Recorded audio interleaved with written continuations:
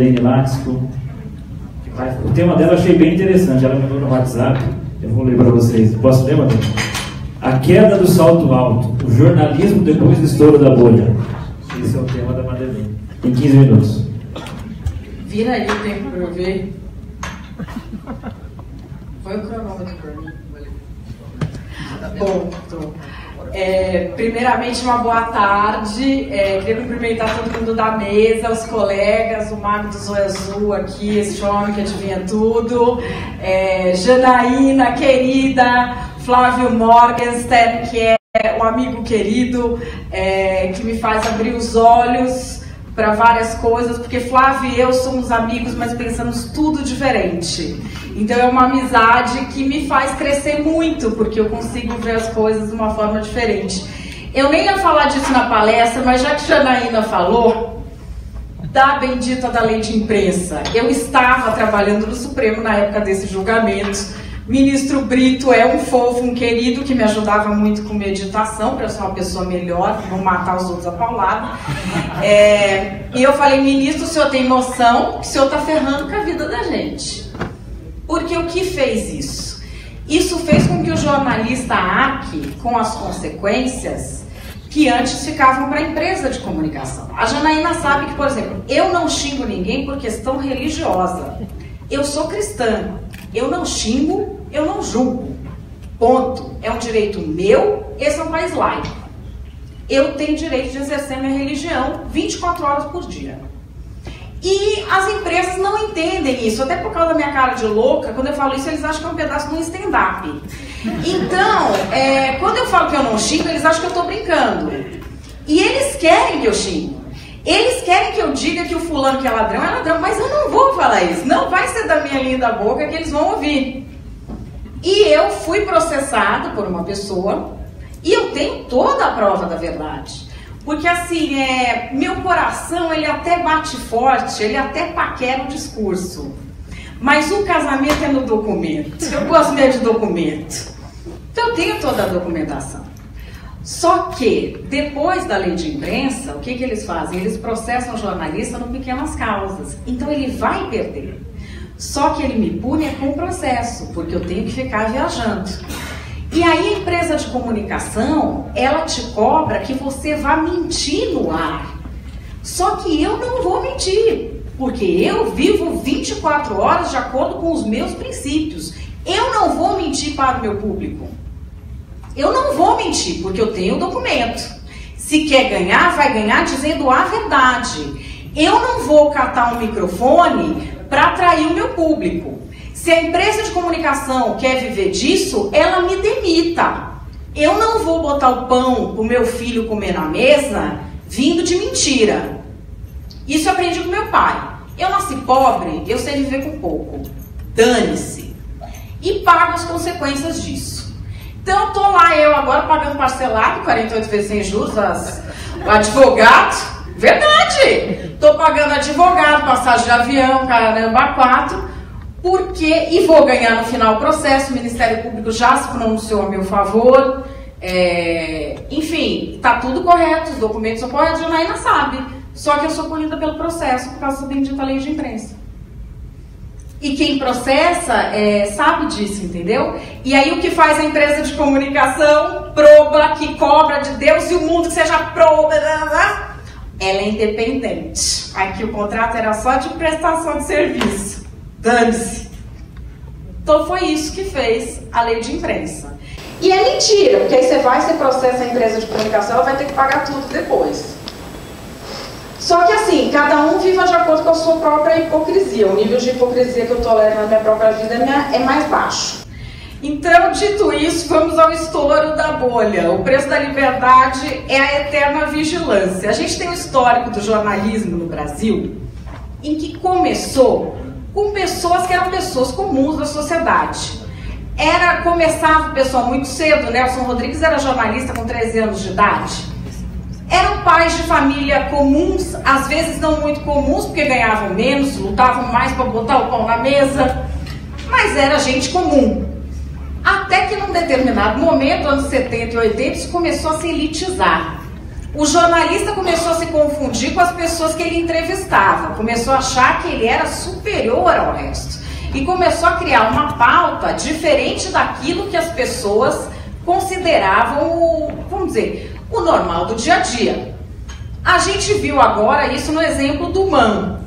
O negócio do MAN que eu vi foi assim, a imprensa estava discutindo uma coisa e o pessoal onde eu moro, lá no Jardim Sabiá, Cotia, estava discutindo uma outra coisa completamente diferente. A imprensa estava discutindo, isso é arte? Devemos proteger esses artistas? Gente, lá no ponto de ônibus do Sabiá, na quitanda onde eu penduro, ninguém estava preocupado com isso! Ninguém estava falando disso! As pessoas estavam falando, como é que o segurança deixou essa criança entrar lá?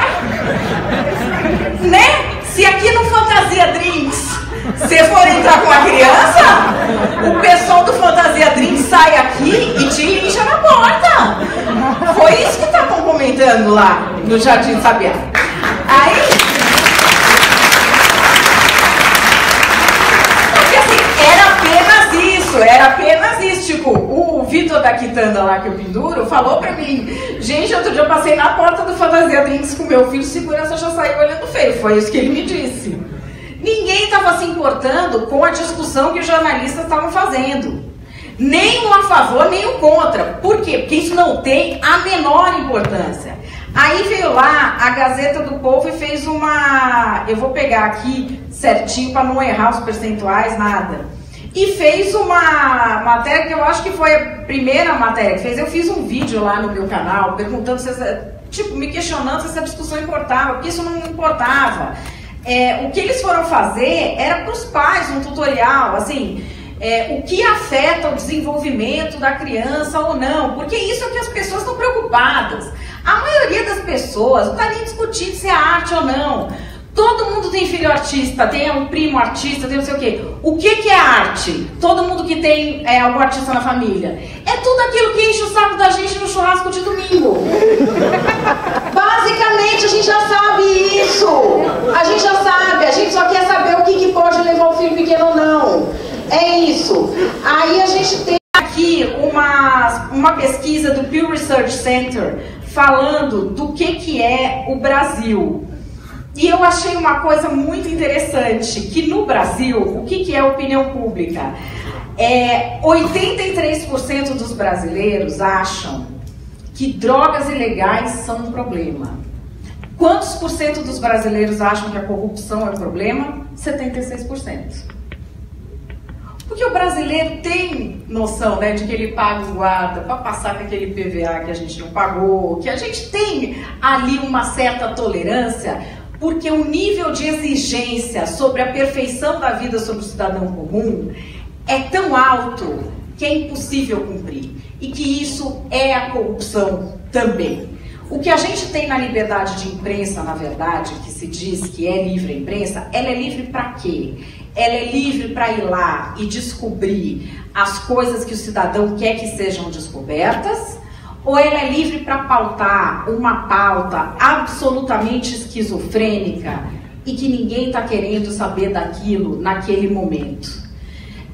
A gente tem aqui uma história também de ser sommelier de opinião, de se achar moralmente superior porque tem uma opinião ou uma posição ideológica sobre um determinado tema. Isso a gente vê muito na imprensa. A gente viu, por exemplo, no caso da Lava Jato, isso com uma frequência enorme. E um desprezo completo e absoluto por documentos em várias oportunidades. Eu acho que o Andrés vai falar disso melhor, porque ele vai falar de jornalismo investigativo. Mas, por exemplo, eu tive problemas em vários casos em que eu olhei o documento e não fiquei convencida. Não fiquei convencida e falei, não vou falar dessa bagaça aí não vou dar moral pra isso. Liguei pros meus ex-colegas na PGR, não sei o que, e falei, fulano, isso aí foi periciado? O negócio lá da denúncia do Temer foi uma. Liguei pros meus amigos, aí eles falaram assim, mas anexou sem perícia.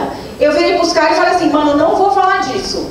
Aí eles falaram, não, mas juridicamente pode anexar sem perícia. Eu falei, beleza, mas se eu fosse promotor, nessa altura do campeonato, eu mandava periciar até a mãe de quem mandou fazer o gravador, filho. Eu não vou falar disso, eu não vou botar minha mão nessa cucuca.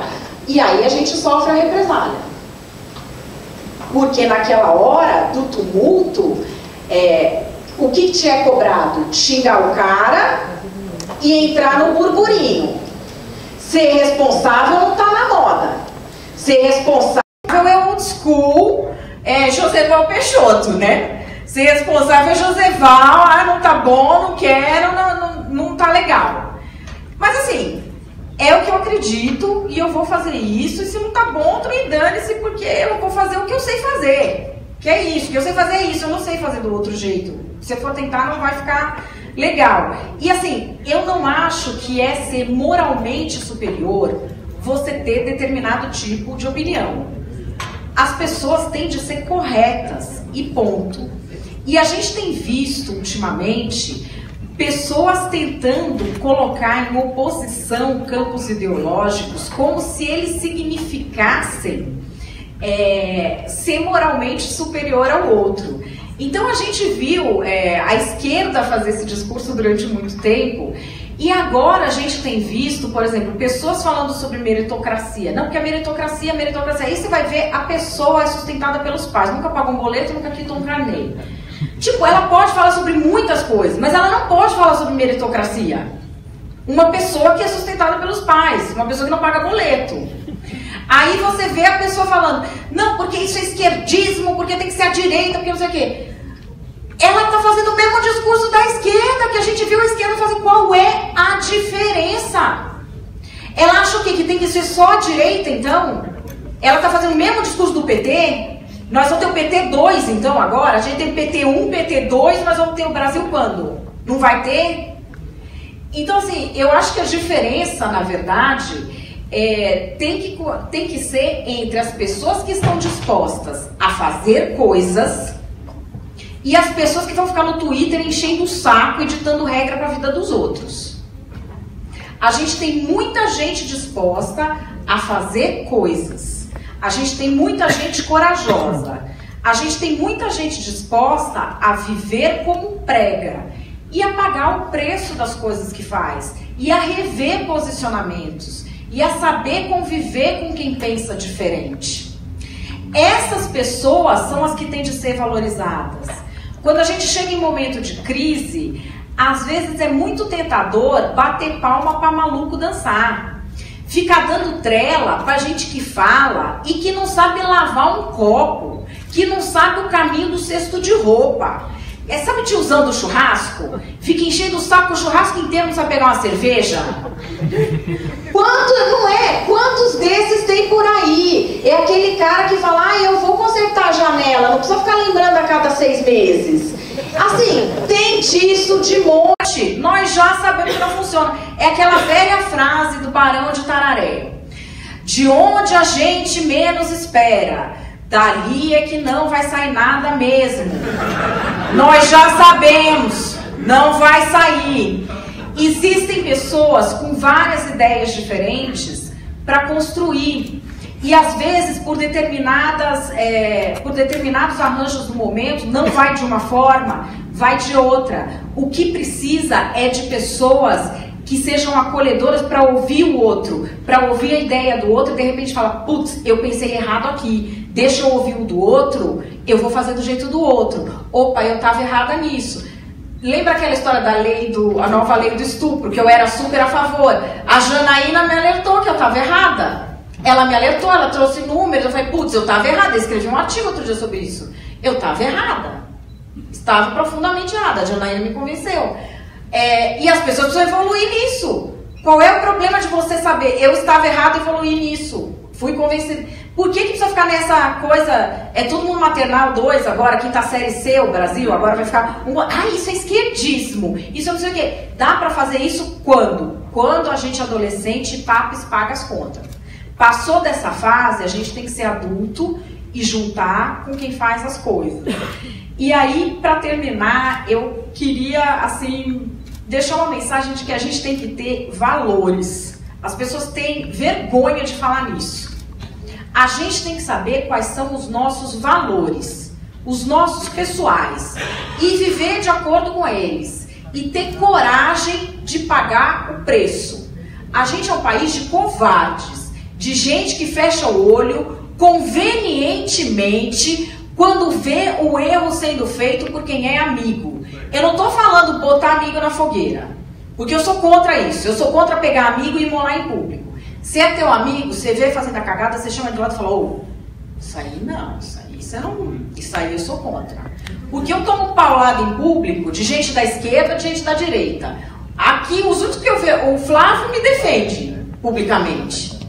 Mas eu vejo aqui a direita inteira deixar me chamar de puta, de vagabunda, de eu vou estuprar, de não sei o quê. Meu filho tá ali. Eu sou mãe de família. Galera aqui incensa a cara que me chama de puta. Eu não sou puta. Eu sou uma mãe de família. Não é porque eu tenho posições de defesa da polícia e digo que cara que escreve livrinho de desarmamento não é especialista em segurança pública que eu sou puta. E não vou ouvir me xingar de puta e levar pra casa porque o cara é de direita. Não vou ouvir desaforo e levar pra casa. Não vou. E todo mundo tem que ter princípio. Então eu acho que assim, temos que partir para uma coisa de construir, e de ouvir, e de estar junto, e de poder mudar. Eu acho que a gente está numa época de muito bélica, né? Eu acho que a gente está numa época que tem que ser acolhedora. Eu acho que a liberdade de imprensa passa por isso agora. Tem muito movimento de vamos atacar os jornalistas. Eu vi gente comemorando a demissão do Caio Blinder de uma forma nojenta, sem saber o que aconteceu, de uma forma inocente. Assim, que se soubesse metade do que aconteceu, tenho certeza absoluta de que as pessoas que falaram jamais teriam dito isso. Porque as pessoas que falaram, a maioria de quem falou são pessoas boas, que não teriam dito isso. Então, assim, a mensagem que eu quero deixar é a seguinte: se você tem valores, viva de acordo com eles. Não se deixe levar por espírito de grupo, por o inimigo do meu amigo é meu inimigo também. Viva de acordo com o que você acha bom para sua família, com o que você defende, seja isso. E deixa falar, deixa atacar, não importa. Viva de acordo com seus valores, porque a gente só é livre quando a gente consegue conviver com todo mundo sendo livre também. Então é isso. Muito obrigada.